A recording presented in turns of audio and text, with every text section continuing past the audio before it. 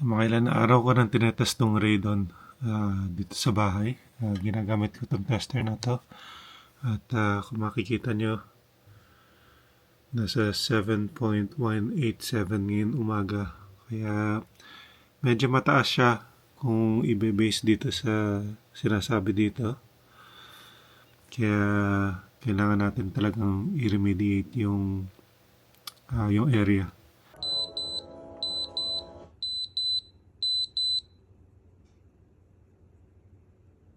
Ayan, pag walang truck. Yung dalawang pipes, pinag-isa na lang ni Alex. Pinasok niya yung 3 inch sa 4 inch.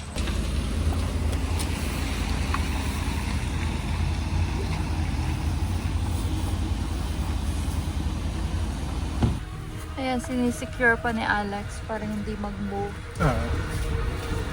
Dadaan ba tayo ng highway? Ayaw nga no, putang Seaton. I don't think merong hindi highway, diba? Highway talaga. Stony saka Deerfoot.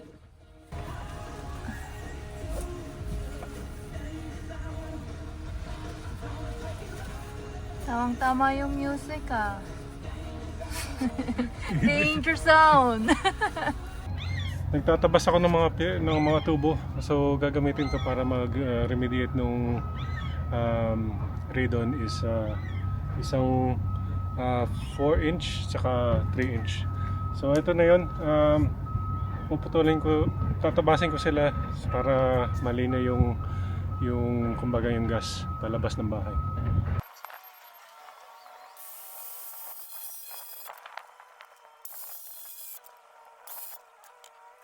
At iduduktong-duktong natin yung mga tubo pa. So yun nga, sa pag-remediate natin ng radon, buti na lang yung builder naglagay na ng mga abang para sa radon. Kung makikita nyo dito, nakalagay dito, label talaga itong tubo na to para do sa purpose ng pag-vent ng radon.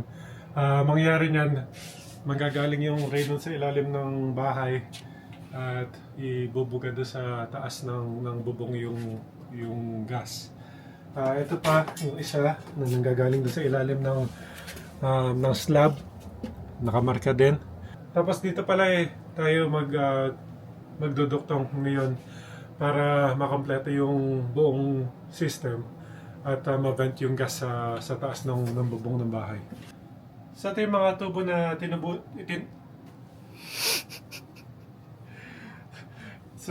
tubo na tinabasan ko at sakto na yan para ma-route nga yung gas papunta dito sa tubo na to. So itong parte na to, ilalagay natin dito.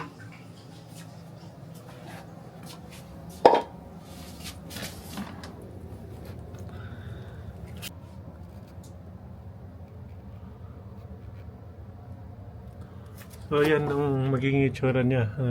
Duduktong yung tubo na to pupunta dyan. Tapos may duktong pa dito para mapunta dito sa tubo na to. Pakita ko dito sa attic dahil kasi yung abang na nanggaling sa basement dumidiretso dito at puputulin na para lumabas na yung hangin at mag-vent out dito sa bubong. Kaya eto, punta muna ako dito. Bye. Have fun. Ha? Have fun. Yeah.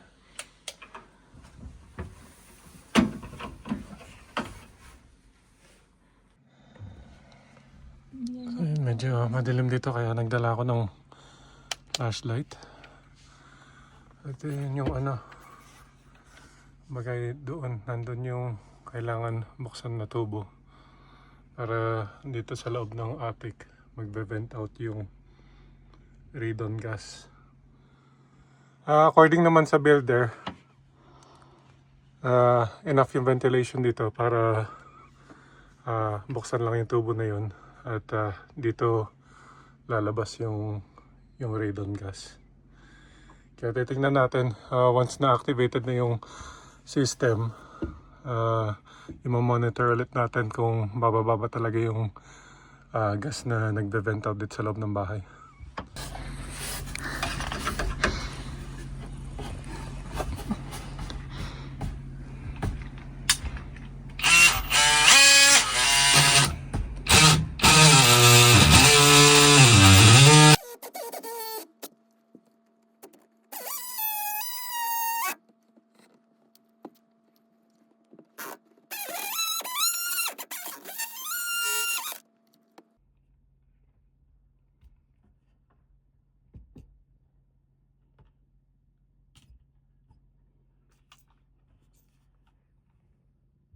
Breathe. Hi, buddy. Buddy. Hi.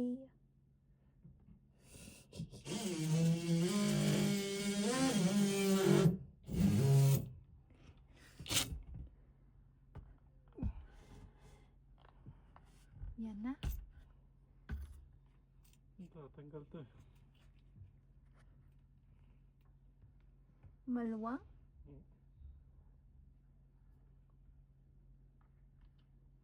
Konti pa.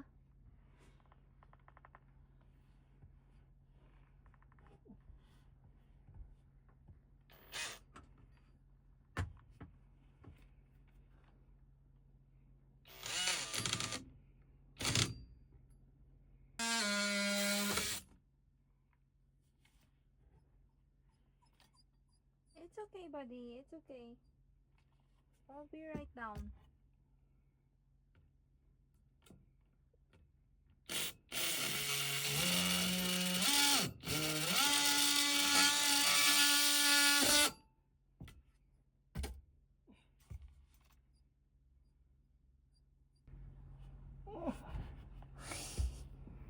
Okay, yeah. Okay? Yeah.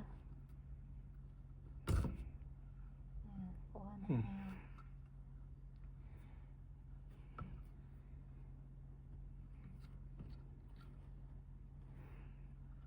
Ang lamig dito, no? Parang winter. Pero pag mga araw, sobrang init naman. Oo nga, last time, grabe ang pawis mo.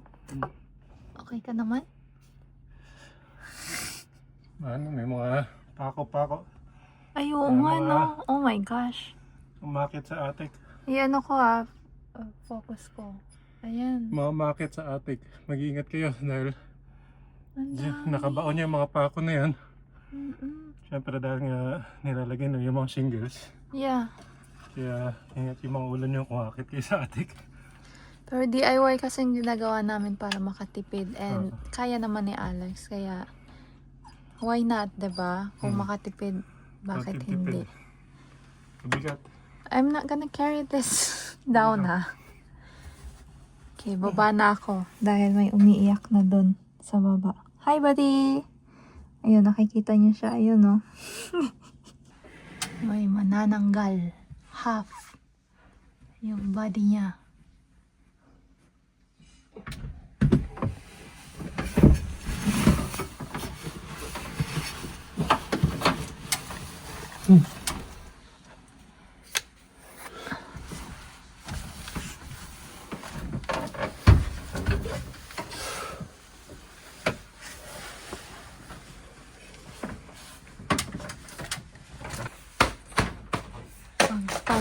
Pag.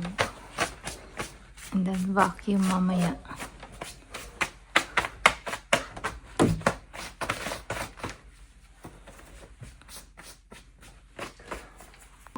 Katatapos pa ng lagyan ng kuryente itong motor, which is ito yung itsura niya.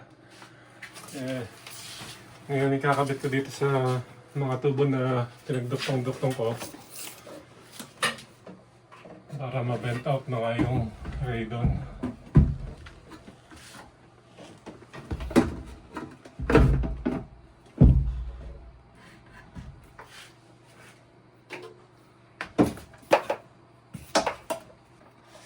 Lahat to DIY lang, kaya disclaimer lang talaga na kung magsusubok, hindi ako professional na electrician o ano man, hindi DIY lang to. Kaya baka may nagagawa kang mali, mag-comment lang kayo.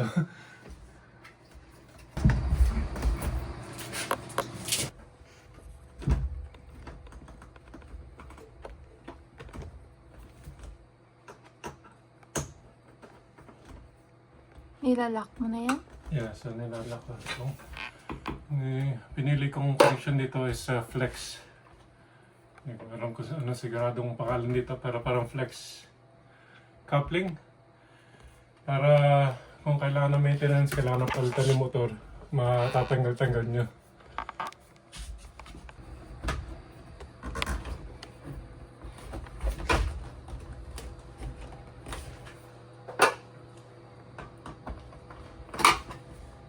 So ayan, nakabit na. Nag-decide akong gumamit ng power bar para magkaroon ng switch yung motor kung kailangan patayin siya.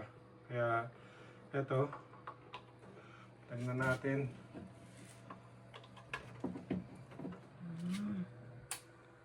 So ayan, narinig nyo, umaandar na siya.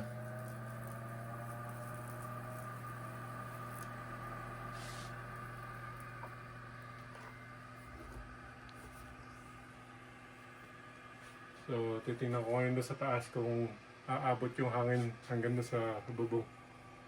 Which is, graded naman tong fan na to.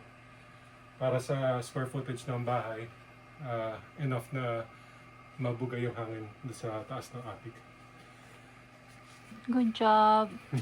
No, 'di ba blinds installment tapos yung radon naman. Kaya kung naghahanap kayo ng installer, Napapromote ako bilang installer na dito ng mga kanado. DIY, kung ano dyan, please message Alex Subscribe. Molly Hindi TV. na lang, subscribe na lang kayo para at least masabi natin na okay yung job, di ba?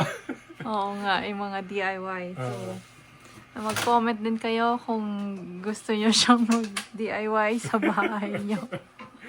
Pag-usapan natin yung presyo. Sabay binanta na ako. yun na lang yung final step. Titignan ko na lang doon sa taas. Pero overall, mukhang goods na tayo para sa radon remediation. Yung tetest na lang natin ulit is yung levels kung talagang buwaba na. Brie, may Oh, mga bye now. followers ka Bye. din, Brie eh. Kaya nga, Babay na ikaw. nakikisyoso dito. Good girl. Nandito tayo ngayon sa basement. Titignan lang natin yung resulta ng radon. Pagkatapos kinabit lahat yung setup. At sa ngayon, 0.729. Yung tsura ng device, di ba? So, may ano siya dito. So, nakalagay dito. Kailangan ko na yata ng salamin. Yan. So, between 0 to 2, regular na yung radon levels. Pagkatapos nun is between 2 to 4, enhanced ventilation na kailangan. At 4 plus, professional mitigation required daw. So, ilang araw na to? 4 plus yung professional mitigation. So, ibig sabihin, professional na ka. Oh, pwede. Pwede. Naka 1 week na to, diba? Halos 1 week na tumatakbo tong tester na to. Para ma-monitor lang yung kung ano tsura nung yung levels nga. So, considered safe na yung household, kumbaga. Yeah. Good job. Tapos na natin yung pag-mitigate natin ng radon. So, just until next time, bye!